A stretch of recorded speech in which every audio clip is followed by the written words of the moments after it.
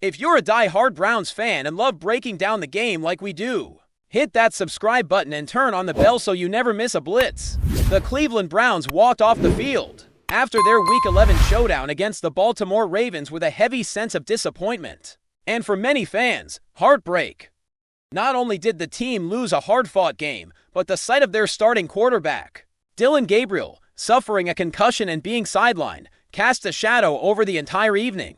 Gabriel had been the orchestrator of Cleveland's offensive strategy, keeping the Browns competitive and in control. But his injury forced Shedeur Sanders into the spotlight under circumstances nobody would have chosen. Sanders took over the offense after Gabriel was knocked out. But the spark and rhythm that Gabriel had instilled were gone. The Browns had been holding a 16-10 lead, a position that gave hope to a fan base starved for victories, only to watch it slip away as the Ravens mounted a comeback to secure a 23-16 win. The image of Gabriel sitting on the sidelines, removed from the game he had been commanding, will linger in the minds of Browns fans for a long time. And it has sparked immediate questions about the franchise's quarterback situation as they head into Week 12. The biggest question now hovering over Cleveland's preparations for their upcoming matchup against the Las Vegas Raiders is simple, yet pressing. Who will start at quarterback? Will Dillon Gabriel be cleared to take the field, or will Shedeur Sanders, in what could be his first official NFL start, lead the Browns' offense? It's a scenario filled with uncertainty, the kind that can make or break a team's trajectory in the middle of the season. Gabriel, though still a rookie, has shown flashes of efficiency and potential this year. He has completed 59.2% of his passes, racking up 937 yards through the air, and has thrown 7 touchdowns against only 2 interceptions. Those numbers, while modest compared to veteran signal callers, demonstrate a quarterback who is making measured progress in a league where mistakes are magnified. Additionally, Gabriel has contributed 86 rushing yards, showing that he can add a dual-threat element to Cleveland's offense. The issue, however, is not performance, it's health. The concussion he suffered against the Ravens brings a level of concern that overrides stats and highlights for a rookie quarterback. The path back from a concussion is carefully regulated. The NFL's protocols are clear. A player must be symptom-free, pass a series of physical and cognitive tests, and gain medical clearance before returning to practice or games. That means the first practice of the week will be a crucial barometer for Cleveland. If Gabriel is not able to practice, the likelihood of Sanders taking the reins increases dramatically for Browns fans. This is a situation fraught with tension. On one hand, there is the desire to see their promising rookie back in the lineup, leading the team to a victory. On the other hand, the long-term health and career of Gabriel cannot be risked for a single game. No matter how critical, the balance between competitive desire and player safety is delicate, and the Browns coaching staff will have to tread carefully, knowing that every decision could have repercussions that extend far beyond Week 12. This season, the NFL has seen an unusual number of quarterbacks dealing with concussions, which makes Gabriel's situation all the more relevant. Jackson Dart of the New York Giants, for instance, remains in concussion protocol and missed Week 11 entirely because of it. C.J. Stroud, the starting quarterback for the Houston Texans, has been sidelined for 2 games due to a concussion, and Justin Fields of the New York Jets also missed time after a head injury. These instances highlight a league-wide trend where concussions are being taken seriously, and rightly so. There is no room for compromise when it comes to the brain health of a player, particularly one as central to a team's offense as the quarterback. The history of the NFL is littered with cautionary tales of players who returned quickly from concussions only to suffer long-term consequences or diminished performance. Tua Tagovailoa of the Miami Dolphins is a prime example, having experienced multiple concussions and missed significant time as a result. The league has learned that rushing a quarterback back is rarely worth the risk, and teams are now far more vigilant in their evaluation and management of head injuries. Dillon Gabriel's drive to return is undoubtedly strong. He is a competitor, a rookie with ambitions and a burning desire to lead his team. But the reality is that the Browns' medical and coaching staff must prioritize his long-term well-being.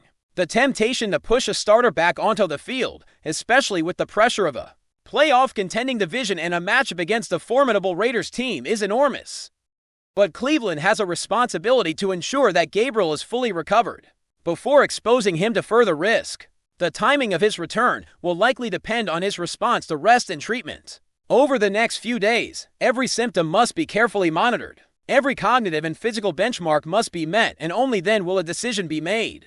This cautious approach may frustrate some fans who crave immediate results, but in the grand scheme, it's the right choice. The Browns cannot afford to gamble on the health of their quarterback, not with the stakes of a full NFL season hanging in the balance. Meanwhile, the situation opens a window for Shedeur Sanders, a young quarterback thrust into the NFL spotlight under challenging circumstances. If Gabriel is unable to take the field, Sanders will get an invaluable opportunity to prove himself as a potential starter. This is a defining moment for a franchise still seeking clarity at the quarterback position.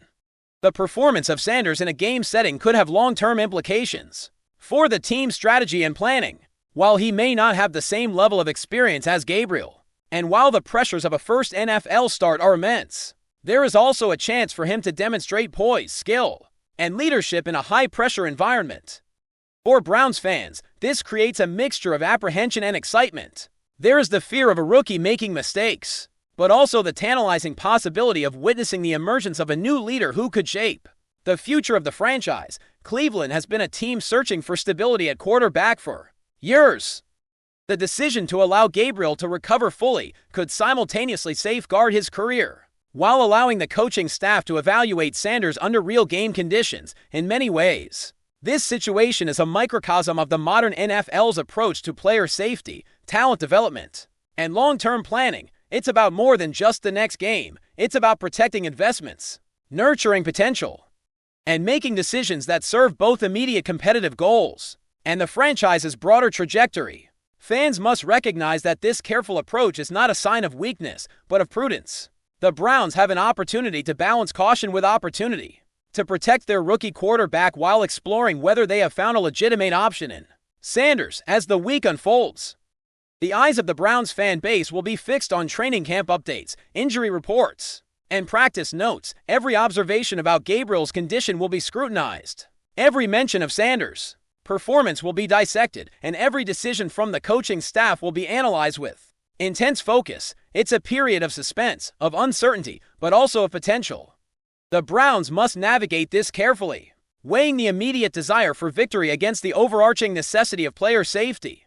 In the end, the organization is likely to err on the side of caution, allowing Gabriel to heal completely, while simultaneously evaluating Sanders in a position that could define his early NFL career. Fans should brace themselves for a careful, measured approach, one that prioritizes health, values development, and recognizes the high stakes of every decision in the quarterback room. Ultimately, the situation with Dillon Gabriel and Shedeur Sanders is a reflection of the broader challenges facing NFL teams in 2025. Concussions remain a serious concern, and the league has implemented strict protocols to ensure that players are not rushed back prematurely. The Browns, by following these procedures, are signaling that they are committed to protecting their athletes while also assessing the potential of a promising young quarterback. Gabriel will fight to return, that much is certain, but the team will protect him, potentially giving Sanders a platform to shine and allowing Cleveland to determine whether he could be the future at the most critical position in football. For the fans,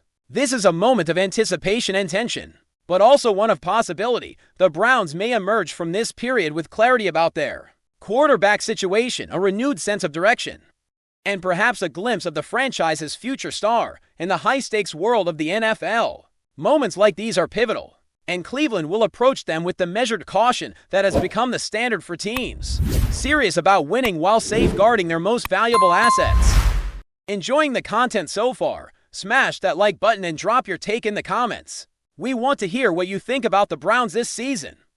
The NFL world has been buzzing non-stop, and if you thought the offseason was quiet, think again, because the latest whispers coming out of Cleveland are shaking the league to its core. Myles Garrett, the Browns' defensive powerhouse, has reportedly delivered a lesson that has left even the most seasoned quarterbacks speechless. And the name on everyone's lips is none other than Lamar Jackson. Sources close to the locker room hint that what happened wasn't just a standard exchange of on-field trash talk. It was a moment that might redefine how we view one of the league's most dynamic pass rushers. Word is, Garrett didn't just beat Jackson physically, he dismantled him verbally with a single, cutting line that has instantly gone viral among players, analysts, and fans alike. People who claim to have witnessed the scene say the energy in the stadium shifted the moment Garrett spoke. Like the entire defense was in unison with the sheer confidence oozing from the star defensive end. It's the kind of story that seems too good to be true, and yet the rumors keep piling up, painting a picture of a Browns team that might not just be competitive this season, they could be downright dominant. Imagine the scene, the stadium packed, fans roaring, and Garrett locking eyes with Jackson, the MVP-caliber quarterback whose speed and agility have confounded defenses for years. From what insiders are saying, Garrett didn't even need a play to make his point. He reportedly delivered one line, something sharp, witty, and dripping with confidence, that reportedly struck Jackson like a cold breeze in the middle of a hot summer game. The locker room chatter afterward, according to multiple sources, was almost surreal.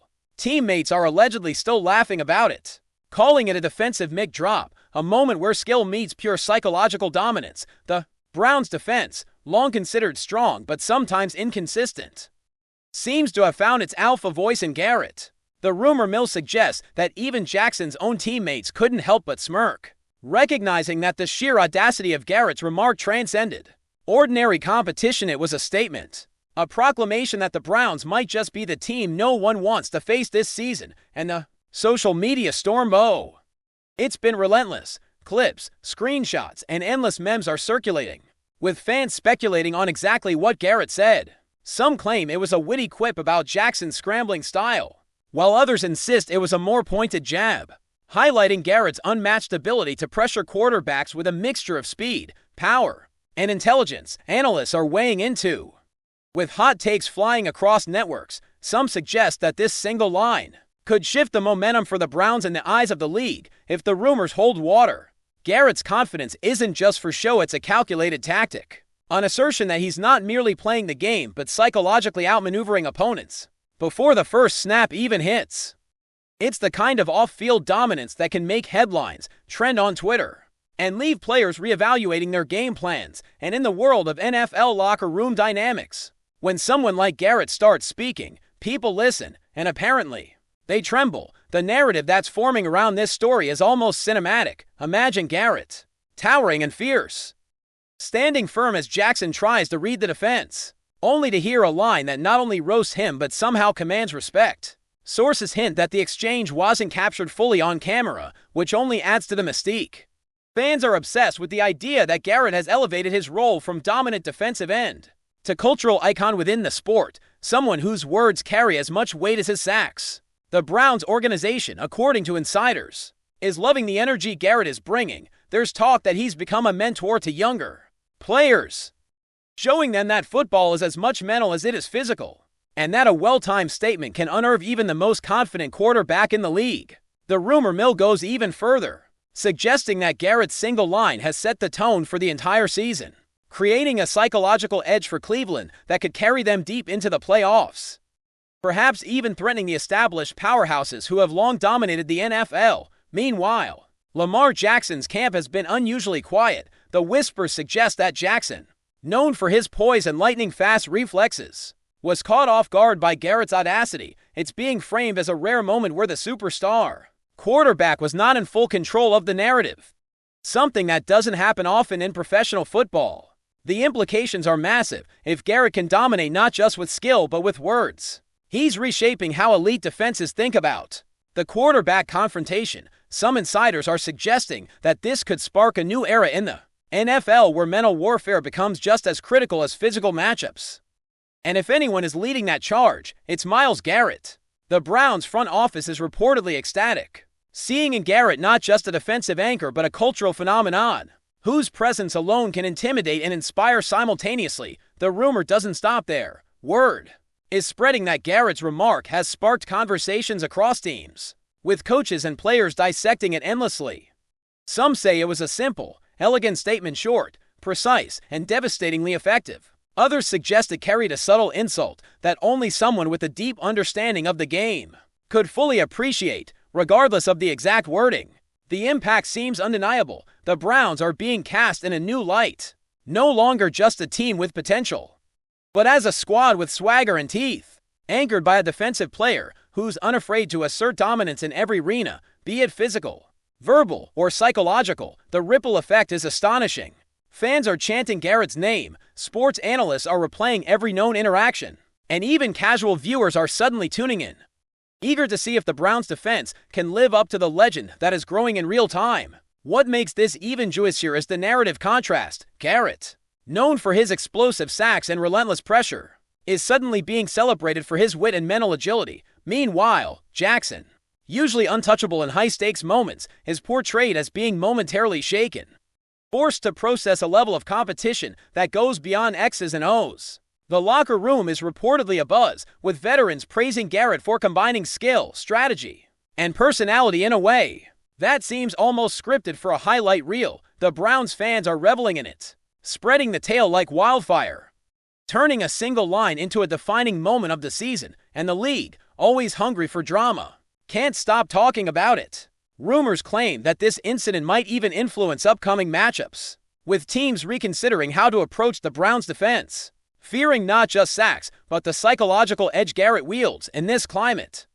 The Browns are being framed as the team to beat, and Garrett is the poster child of a new football mentality. Sources whisper that the impact of that single phrase is still being measured, with rival quarterbacks allegedly discussing it privately, trying to prepare for encounters that might now feel as much like a mental chess match as a physical contest. Analysts predict that this moment will be referenced for years, a defining anecdote that captures the essence of Myles Garrett's dominance. He doesn't just play the game, he owns it in every possible way. The Browns Stadium, already known for its energy, has apparently taken on a new aura, one of intimidation and excitement, where fans are aware that anything can happen, and that one player can change the narrative with just a single line. So, as the NFL community continues to speculate, the story of Garrett and Jackson has evolved into more than just a sideline rumor. It's now a legend in the making, the kind of moment that fuels sports debates, Twitter threads, and post-game analysis shows for weeks on end. The Browns, often underestimated, are suddenly cast as a force with attitude, intelligence, and teeth, and Garrett, with his combination of athletic prowess and verbal sharpness, is being credited not only with a lesson in defensive mastery, but a psychological masterclass, one that has fans and players alike wondering if this is the dawn of a new era in Cleveland. The rumor mills are spinning, and the whispers continue to grow louder.